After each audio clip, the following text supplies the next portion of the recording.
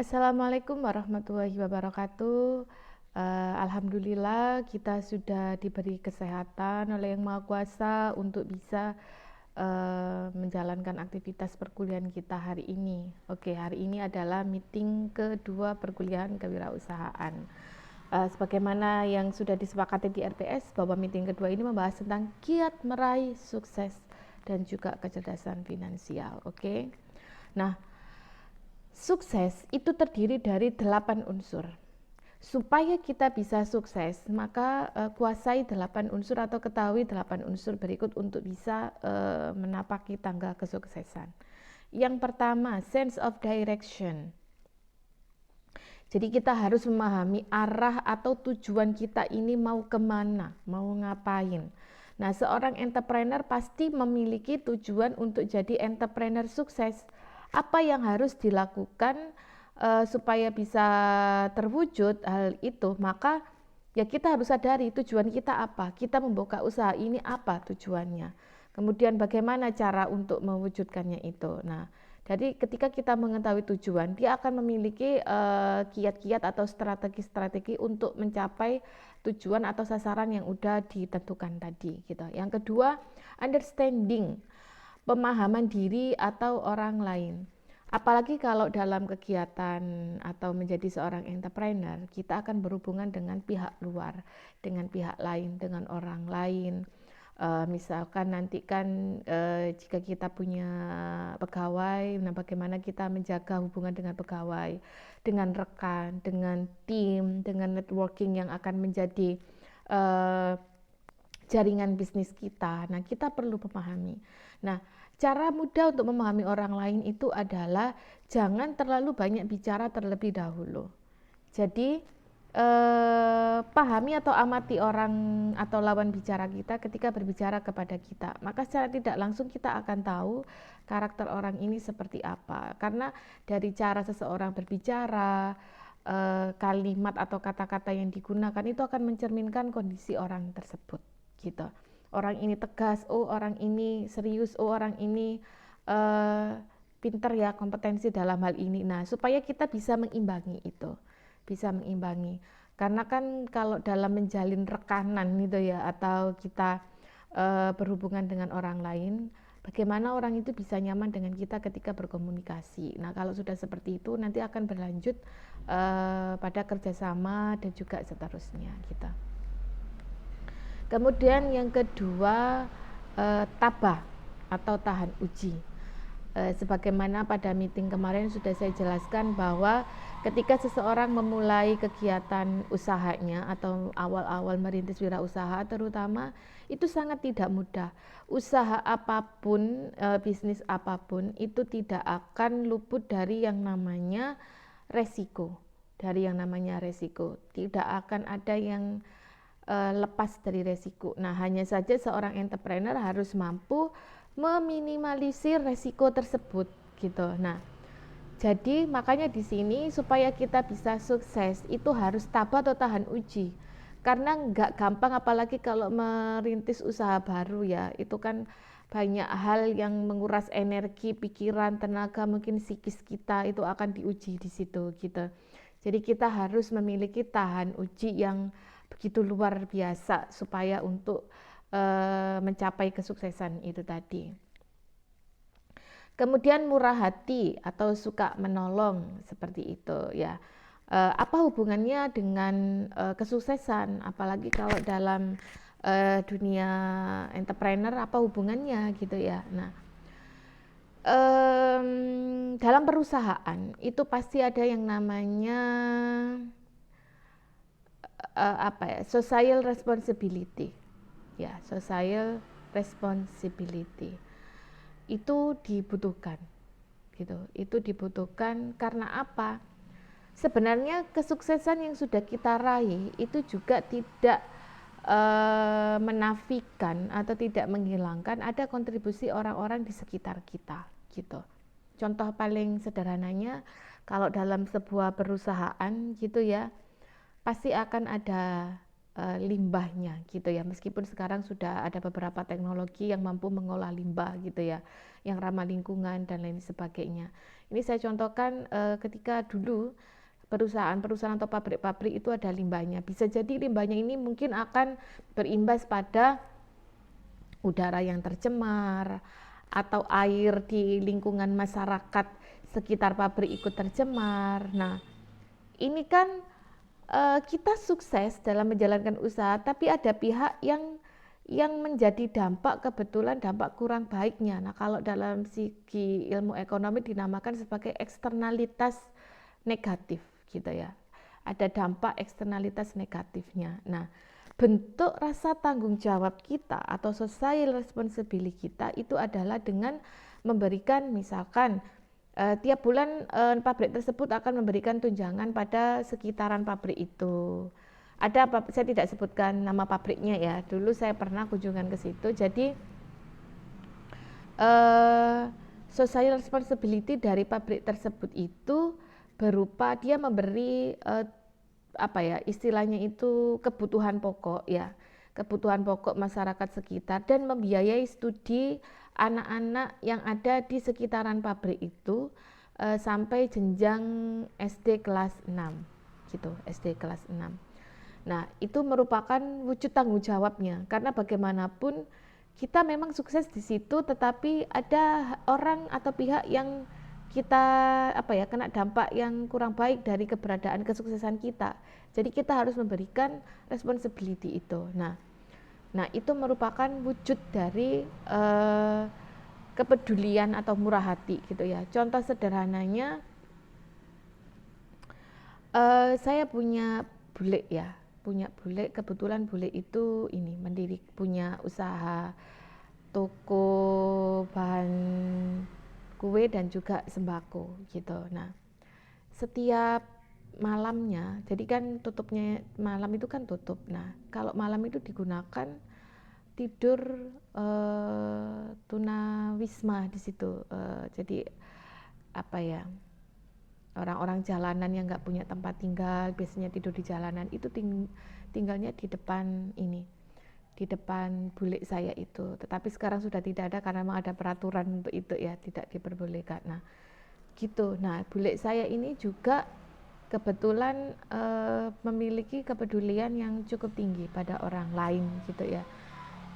Ketika menjelang Idul Fitri, jadi memberi takwo, baju koko atau sarung gitu ya kepada yang laki-laki, yang perempuan sering diberi sembako seperti itu. Nah, sehingga tanpa disadari perilaku bule saya yang seperti ini itu berdampak baik kepada bule saya. Jadi pernah waktu itu malam hari sempat mau terjadi perampokan di tokonya bule saya itu.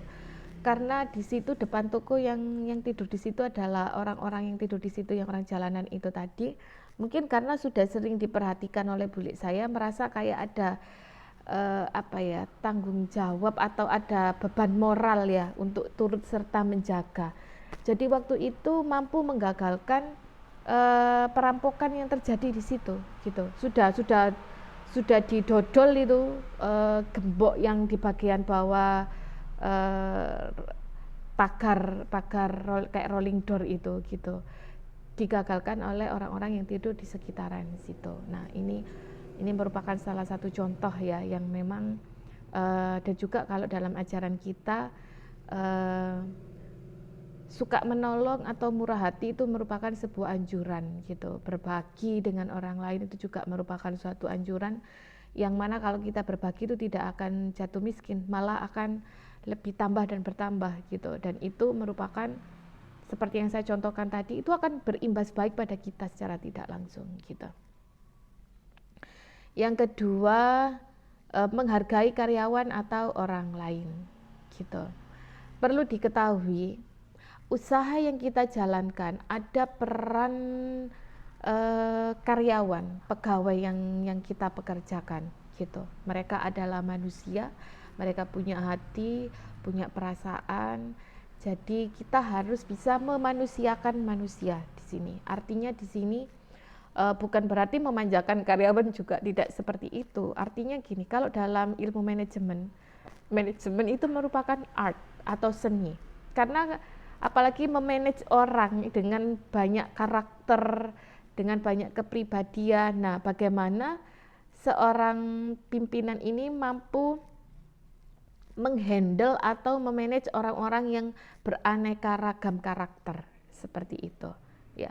Nah, jadi seorang pimpinan alangkah lebih baik kalau dia itu bersedia mendengarkan masukan, pendapat dari karyawan, karena kan biasanya kan pimpinan itu kan lebih banyak di atas atau tidak di lapangan, tidak tahu kondisi realnya. Ya memang tahu, tapi kan tidak tahu secara langsung, hanya berdasarkan laporan-laporan. Nah, yang paling tahu itu kan karyawan itu. Jadi perlu diajak diskusi gitu. Nah, supaya apa? Kalau udah ada terjalin keterikatan atau hubungan baik antara pimpinan dengan karyawan udah baik, maka akan terjadi sinergi dan akan mudah untuk meraih tujuan itu karena sama-sama dalam satu visi dan misi yang sama gitu. Kemudian self confidence, percaya diri. Seorang entrepreneur atau ingin jadi orang sukses itu harus punya percaya diri. Karena setiap orang atau setiap manusia, kalau menurut kebutuhan Maslow ya, teori kebutuhan Maslow, setiap manusia itu ada kebutuhan, ada tingkatan-tingkatan, salah satunya yang agak tinggi itu adalah kebutuhan mengaktualisasikan diri. Dan secara psikologi ataupun secara manajemen dalam dunia usaha itu memang ada need of achievement. Setiap manusia butuh mengaktualisasikan diri, butuh terhadap kesuksesan untuk meraih sukses, need of achievement-nya itu. Jadi untuk bisa meraih atau bisa need of achievement ini bisa dikelola dengan baik, harus memiliki kepercayaan diri yang baik pula gitu. Jangan pernah minder dengan usaha apapun yang kita lakukan gitu. Mungkin untuk orang-orang yang baru pertama menjalankan usaha, apalagi kalau usahanya itu mengharuskan dia harus berada di jalan. Nah, mungkin ini kan ada gengsi kan gitu ya, ada gengsi, rasa malu. Nah, harus percaya diri. Tancapkan di hati bahwa saya ingin jadi orang sukses, saya ingin jadi pengusaha kaya raya, dan fase ini memang harus saya lalui gitu. Nah, supaya ada percaya dirinya gitu. Kemudian menerima kekurangan dan kelebihan. Cintailah diri kita sendiri. Setiap orang itu punya kelemahan dan kekurangan. Punya kekurangan dan kelemahan. Buat kelemahan itu sebagai motivasi kita untuk selalu bisa menjadi lebih baik. Seperti itu. Sedangkan untuk segi positif yang kita miliki atau kelebihan yang kita miliki, nah itu bagaimana kelebihan yang kita miliki itu mampu menjadi atau mengcover kekurangan yang kita miliki, seperti itu. Jadi apa? Ya cintai diri kita sendiri. Kita harus menerima kekurangan kita apa, tetapi kita harus meng-backup itu dengan tapi saya juga punya kelebihan ini. Jadi itu akan lebih memudahkan kita untuk menjalankan sesuatu menuju kesuksesan. Kemudian passion, ada gairah atau motivasi gitu. Nah, seseorang meskipun secerdas apapun, sepintar apapun, setangguh apapun, tapi kalau dia tidak punya passion untuk melakukan itu menuju sukses, maka tidak akan pernah bisa terjadi gitu ya. Oke. Kiat meraih sukses. Pelajari buku tentang orang-orang sukses. Jadi kita perlu mempelajari sejarah ya, sejarah tentang orang-orang sukses itu seperti apa. Kenapa kita harus mempelajarinya atau membaca ataupun mengetahui sejarah kehidupan orang-orang sukses supaya kita bisa belajar dari mereka-mereka. Karena kebanyakan orang-orang sukses itu enggak langsung bim salah bim jadi sukses gitu, enggak. Justru mereka itu banyak yang memulai dari bawah dan perjuangan mereka sangat luar biasa. Nah, harapannya kalau kita mengetahui sejarahnya seperti apa, itu akan memberikan motivasi atau pelajaran buat kita. Akan jadi pengalaman berharga dan juga memotivasi kita untuk bisa menjadi sukses. Kemudian jangan menunda pekerjaan. Tingkatkan waktu kerja, dalam artian di sini Seseorang itu bisa memang jam kerja seseorang itu adalah 8 jam ya. 8 jam. Tetapi kita bisa meningkatkan waktu kerja itu dengan apa? Itu tadi berkolaborasi atau menggunakan orang lain. Nah, kita bisa melipat gandakan waktu itu. Meningkatkan waktu kerjanya itu lebih meningkat, lebih produktif lagi. Karena sesuatu yang dikerjakan dengan satu orang dan atau dengan 2 orang, maka hasilnya akan lebih banyak 2 orang kan gitu. Tentunya orang-orang ini ya harus SDM-nya harus sesuai dengan kompetensinya, nggak hanya sekedar banyak tapi tidak ada kompetensinya gitu. Kemudian memiliki program kerja yang pasti, optimis, ada motivasi, ulet, disiplin. Disiplin ini merupakan salah satu kunci yang memang harus dipelihara ya. Banyak orang-orang sukses itu memiliki tingkat kedisiplinan yang tinggi gitu. Kemudian evaluasi. Nah, dari apa yang kita kerjakan, kita harus mengevaluasi setiap apa yang udah kita kerjakan. Entah itu dalam kegiatan bisnis kita, dalam kehidupan kita, bahkan mungkin dalam kehidupan spiritual kita perlu untuk dilakukan evaluasi. Untuk dari segi, misalkan dari segi pekerjaan atau usaha yang akan kita lakukan. Saya udah menjalani ini sudah 1 minggu misalkan atau sudah 1 bulan. Kita perlu mengevaluasi kemarin itu pendapatannya sekian atau mungkin kok sekarang makin menurun ya, ini kenapa? Nah, kita akan lakukan evaluasi, cari solusi gitu kan. Begitupun juga dalam kehidupan sehari-hari ya, hal apa yang udah kita lakukan, apakah kita sudah berbuat baik selama ya paling enggak dalam seminggu ini, apakah saya sudah berbuat baik ke orang lain, bagaimana ibadah saya kepada Yang Maha Kuasa, sudah baik apa enggak gitu, sholatnya udah bener apa enggak. Nah, itu perlu dilakukan evaluasi karena dalam meraih kesuksesan itu butuh yang namanya doa. Nah, doa itu melalui ibadah tentunya sesuai dengan kepercayaan kita masing-masing ya, karena pada dasarnya karena kita tahu manusianya bisa merencanakan, tetapi yang Maha Kuasa itulah yang maha menentukan, yang mentakdirkan itu yang Maha Kuasa. Ada campur tangan yang Maha Kuasa dalam setiap keberhasilan seseorang, itu yang harus dipahami. Nah, ini ada sebuah, karena ini bisa dilakukan karena ini saya melakukan video ya, jadi mungkin nanti ketika diskusi di kelas nanti kan kita hanya diskusi saja, saya sekarang menyampaikan materi. Nanti saya minta teman-teman untuk menyebutkan 1 nama orang di Indonesia dengan menjelaskan karakteristik orang yang Anda sebutkan nanti itu sebagai orang yang sukses seperti apa. Oke. Selanjutnya, apa yang harus dimiliki untuk meraih sukses? Yang pertama, memiliki motivasi berprestasi tinggi, seperti yang saya katakan tadi, need of achievement itu tadi. Kemudian yang kedua, memiliki sikap optimis dan berpikir positif. Kalau kebetulan saya Muslim, kalau dalam ajaran di agama kami itu ada hadis qudsi yang menyatakan sesungguhnya Allah itu akan mengikuti apa-apa yang disangkakan oleh hambanya. Nah, kalau hamba itu memiliki prasangka, saya yakin ini saya bisa, usaha saya ini akan berhasil, saya akan jadi sukses. Nah, secara tidak langsung itu akan menjadi doa, dan itu yang akan yang akan diberikan oleh Allah kepada hambanya itu tadi gitu, selain dengan ikhtiar dan berusaha itu tadi gitu. Karena kalau kita optimis, pesimis dan selalu berprasangka baik, berpositif thinking di situ, secara tidak langsung positif thinking itu akan menjadi energi positif, akan menjadi sugesti bagi kita. Secara tidak langsung kita akan didoktrin oleh sugesti itu untuk melakukan hal-hal positif itu. Jadi yang dimiliki, aku berhasil, aku bisa. Nah, ini pasti bisa. Ada motivasi yang luar biasa di situ. Kemudian yang ketiga, berpikir kreatif dan inovatif. Seorang entrepreneur itu harus bisa berpikir positif dan juga kreatif gitu.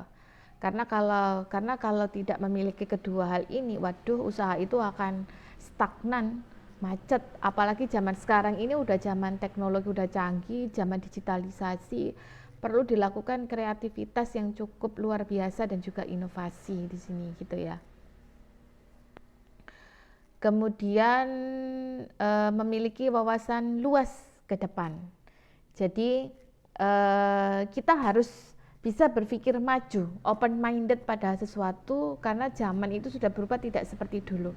Ingat, kesuksesan itu tidak bisa kita raih serta-merta hanya dengan berdoa saja, mungkin tidak seperti itu. Jadi kita ikhtiar, mengupayakan. Nah, ikhtiar yang kita lakukan salah satunya itu tadi, harus kreatif, inovatif, bagaimana usaha ini bisa bisa maju, bisa lebih luas lagi pangsa pasarnya, bagaimana. Nah, seperti itu. Harus ada pandangan luas ke depan.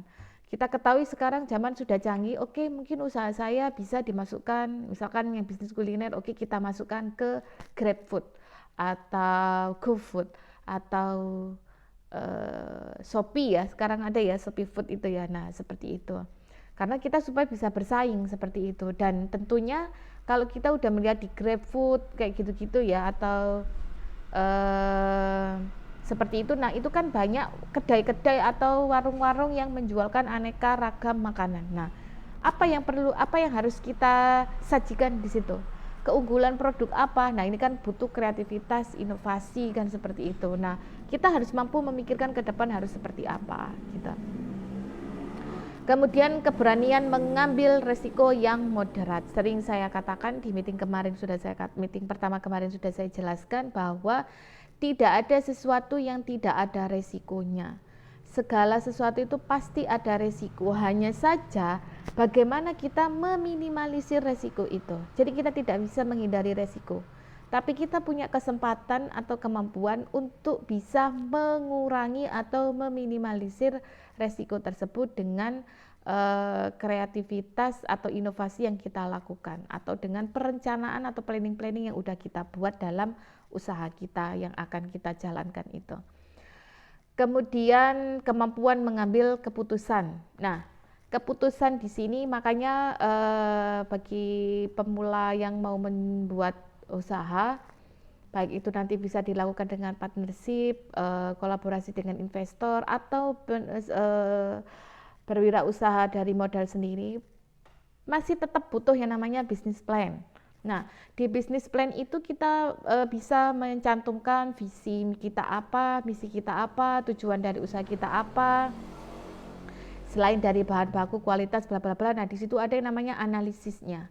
Apakah pakai analisis TOS atau analisis SWOT. Nah, harapannya kenapa ada analisis semacam itu? Kita supaya tahu apa kelebihan yang kita miliki, apa kekurangan yang kita miliki, bagaimana peluangnya, ancaman yang akan datang ini seperti apa, nanti digunakan analisis itu. Gitu. Nah, bagaimana memanfaatkan kelebihan yang kita punya untuk mendapatkan peluang yang ada ini, bagaimana, nah seperti itu, dan seterusnya, analisis SWOT seterusnya bisa dipelajari ya gitu. Nah, itu kita harus bisa memberikan keputusan yang tepat. Tentu saja keputusan yang tepat ini tidak serta-merta harus cepat, tapi tanpa adanya pertimbangan atau analisis yang digunakan gitu. Maksud di sini kemampuan mengambil keputusan adalah keputusan yang cepat, tepat, dan akurat. Tentu saja berbasis analisis atau data yang kita miliki. Karena apa? Karena setiap keputusan yang akan kita buat itu akan memiliki konsekuensi apapun gitu. Jadi harus dipertimbangkan secara matang dalam mengambil keputusan. Kemudian kemampuan bekerja sama, saya rasa tadi sudah kita bahas sedikit di slide sebelumnya ya. Kemampuan berkomunikasi di sini terutama ketika kita berhubungan dengan kolega, rekan, atau mungkin komunitas. Biasanya kan sekarang para pengusaha itu punya komunitas tertentu gitu ya.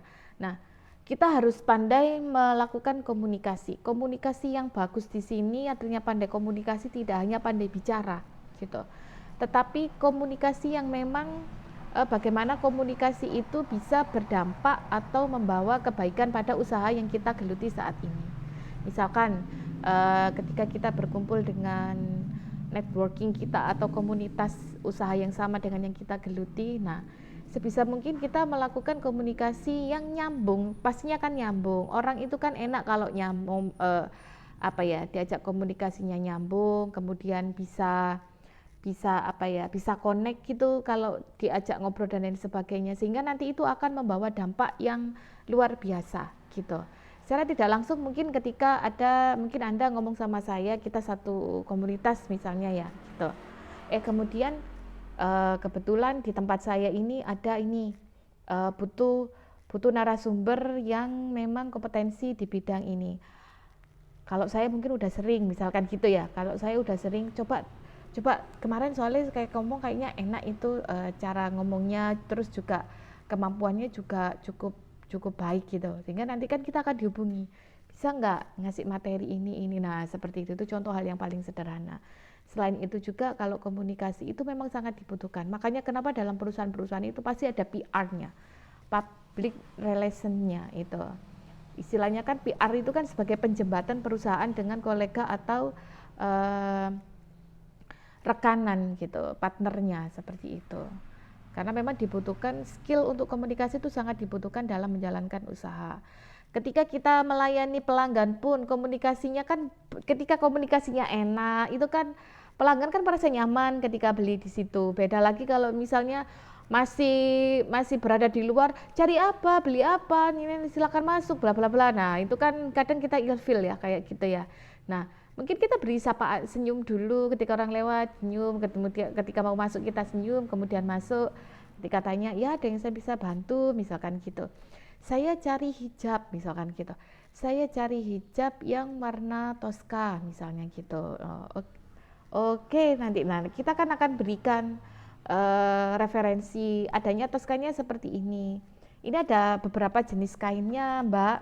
Ada yang silky, ada yang katun misalkan seperti itu. Nah mbaknya cari yang mana? Kalau saya itu lebih suka yang ini, soalnya kalau silky itu saya takut licin bla bla bla. Nah nanti kan, ini komunikasi dibutuhkan, paling enggak memang komunikasi itu dibutuhkan ketika kita menjalin hubungan dengan konsumen, itu minimal. Kemudian kemampuan memimpin atau leadership di sini sangat dibutuhkan, karena kegiatan usaha kalau tidak memiliki jiwa kepemimpinan mungkin akan amburadul, istilahnya ambiar itu nanti, karena kan kalau seorang leader itu kan mampu memimpin, menghandle, merencanakan, mengorganisir SDM yang ada. Nah itu kan harus punya jiwa-jiwa kepemimpinan gitu, memimpin harus bisa. Kemudian waktu untuk bekerja, kemampuan bekerja secara mandiri. Kemampuan bekerja secara mandiri di sini memang kita merupakan makhluk sosial ya, yang pasti butuh pada keberadaan orang lain atau bantuan orang lain. Memang benar seperti itu. Tetapi ada kalanya kita harus mampu bekerja mandiri. Saya contohkan mahasiswa ya, karena kalian di sini mahasiswa. Sesungguhnya kesuksesan atau keberhasilan itu tidak bisa kita titipkan kepada orang lain. Kesuksesan itu ada pada diri kita sendiri. Kita yang mengupayakan, kita yang mengusahakan. Contohnya, misalkan kalian kuliah absen hanya titip teman, tetapi sekarang udah nggak bisa ya, karena kan sudah ada absen secara elektronik, di situ kan nggak bisa. Dosen kan akan mengabsen langsung satu persatu kan, untuk mengisi wira itu, kalau di Uniwara kan ada wira akademik ya, akan mengabsen satu persatu, kalau tidak ada berarti tidak akan ditulis hadir kan, seperti itu. Atau tugas hanya nitip ke teman, aku tolong nyontoh aku, atau kerja nomari, misalkan tugas kelompokan, udahlah ikut pokok kerjakan dan lain sebagainya. Nah yang tahu, yang pintar nanti kan teman yang mengerjakan itu, yang nggak mengerjakan kan nggak tahu apa-apa. Nah nggak ada ilmu yang dia dapat, begitu lulus dia nggak tahu, dulu materi ini aku nggak ngerjakan sih, nggak belajar secara detail bagaimana.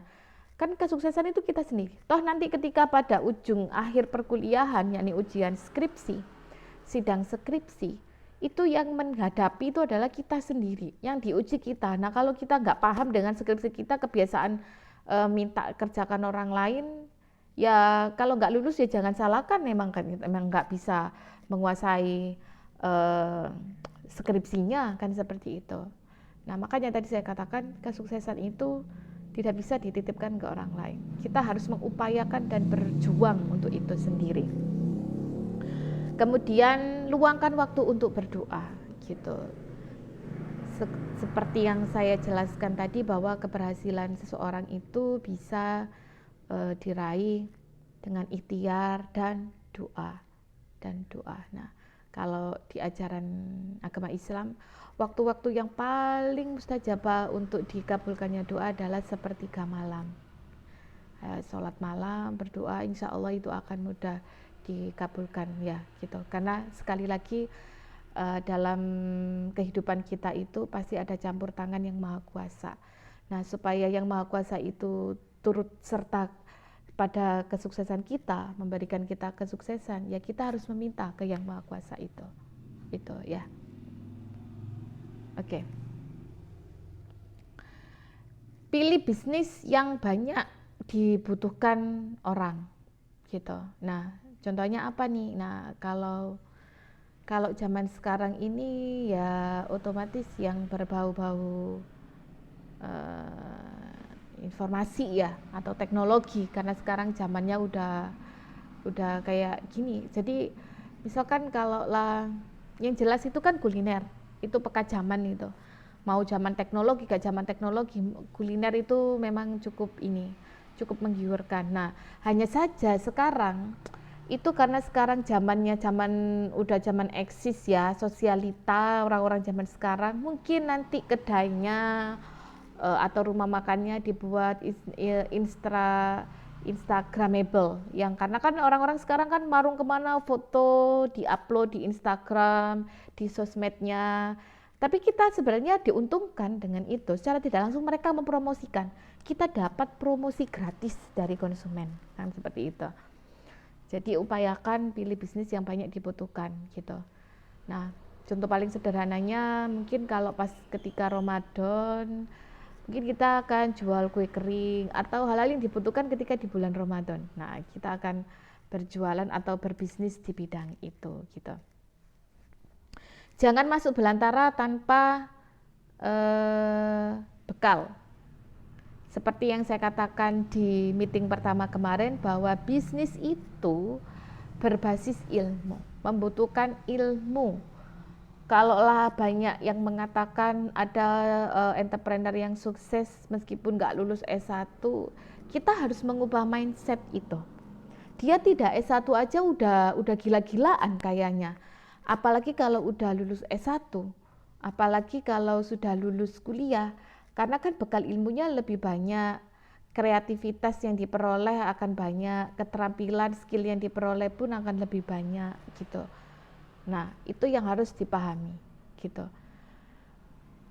Kemarin saya contohkan ketika kita atau ada orang selihai apapun dia berpetualang di hutan, ketika dia masuk hutan yang belum pernah dimasuki sebelumnya, belum pernah dia punya pengalaman berpetualang di situ, dia pasti butuh peta, butuh kompas, bekal, senter kan seperti itu, terutama peta, karena nanti itu yang akan mengarahkan dia harus kemana, jalurnya melalui jalur mana supaya bisa masuk selamat, keluar selamat kan seperti itu. Ada ilmunya, ada bekalnya. Begitu juga dengan kita melakukan kegiatan atau membangun usaha. Jangan hanya sekedar aku punya modal banyak, didanai modal atau punya modal sendiri udah cukup, niat yang kuat, tapi itu tadi strateginya nggak bagus, kemudian tidak ada inovasi atau kreativitas untuk menjalankan itu. Pokok buka usaha sudah jalan, ayo kita lakukan, tidak seperti itu. Butuh bekal di situ. Kalaulah kita tidak terlalu lihai di bidang itu, mungkin kita bisa menggunakan orang lain, berpartner dengan orang lain yang memiliki skill di bidang itu, gitu. Jadi kita bisa partnership, kolaboratif istilahnya ya, gitu. Nanti itu, nah biasanya ada di bisnis plan seperti itu, akan ada sharing pembagian keuntungannya bagaimana, manajemennya seperti apa, gitu. dan seterusnya. Kemudian bangun jaringan yang kuat dan luas. Semakin banyak jaringan itu akan semakin bagus, karena secara tidak langsung itu akan menjadi jalan kita untuk melakukan ekspansi. Utamakan kepuasan pelanggan.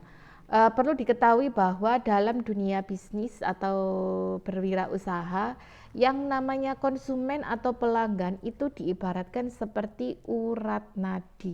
Apa yang terjadi ketika urat nadi itu putus? Maka mati, kan? Kalau urat nadi kita putus, kita akan mati. Begitu juga dengan usaha. Kalau pelanggan itu mandek, putus hubungan, ya sudah, mati itu usaha kita gitu. Jadi kita harus mengupayakan kepuasan pelanggan. Salah satunya tadi ya, contoh ketika saya mencontohkan kemampuan komunikasi dengan pembeli kayak gitu. Nah, untuk supaya memupuk konsumen supaya betah dengan kita, ya kita harus menerapkan service quality yang benar-benar berkualitas. Supaya konsumen itu atau pelanggan itu nyaman dengan kita dan setia pada kita. Karena kalau banyak keuntungan kalau kita itu memupuk atau menjaga pelanggan itu tetap bersama kita. Pelanggan kalau sudah menjadi pelanggan, udah loyal sehingga akhirnya sampai loyal dengan produk kita, itu secara tidak langsung mereka akan mempromosikan juga gitu. Kalau aku biasanya pakai ini enak daripada produk yang lain atau merek yang lain, bisa gini dan seterusnya gitu. Ya. Kemudian banyak belajar dari mentor, karena kita butuh mentor di sini ya. Ibaratnya itu kan kalau seorang murid atau mahasiswa itu butuh dosen, butuh guru yang akan mengarahkan gitu. Karena pada dasarnya kita juga masih butuh pengarahan, sehebat apapun kita pasti akan butuh pengarahan. Nah, terutama bagi yang baru memulai usaha ya, itu harus harus punya mentor supaya tidak salah jalan. Tunda dulu kesenangan, jangan buru-buru senang, dalam artian ketika kita punya pendapatan sekian udah dibuat konsumsi semua, bacaan boleh ya, tasyakuran boleh, tetapi dalam perilaku konsumsi, untuk kegiatan konsumsi jangan sampai melebihi 60% dari pendapatan. Harus ada sisa, apakah untuk investasi atau saving 40%-nya. Kemudian kelola bisnis Anda dengan cinta. Kalau kita mencintai sesuatu, mencintai orang, itu kan nggak ada bosennya dan kita menjalaninya itu akan bahagia. Begitu juga ketika kita menjalankan usaha atau bisnis dengan rasa cinta, maka kita akan merasakan kebahagiaan gitu. Tidak ada unsur kebosanan, kejenuhan, ya kita akan bahagia menjalani itu gitu. Ini kiat memulai bisnis ya.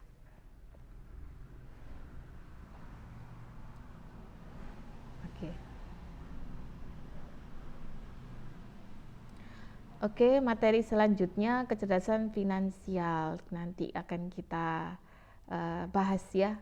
Terima kasih. Assalamualaikum warahmatullahi wabarakatuh.